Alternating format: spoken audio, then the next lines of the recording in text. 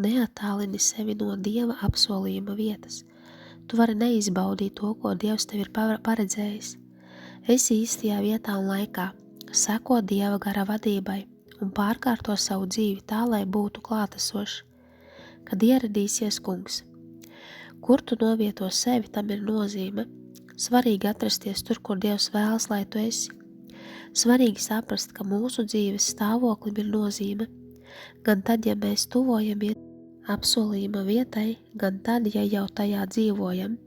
Ja Dievs kaut ko apsolījis, mums jādodas pretī šī apsolījuma piepildījuma vietai, vai arī jāpaliek uz vietas, līdz Kungs sevi atklās.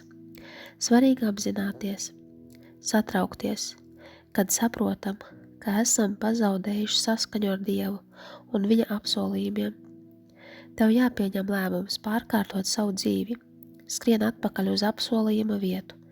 Kad tu tur nonāksi, Dievs sevi atklās.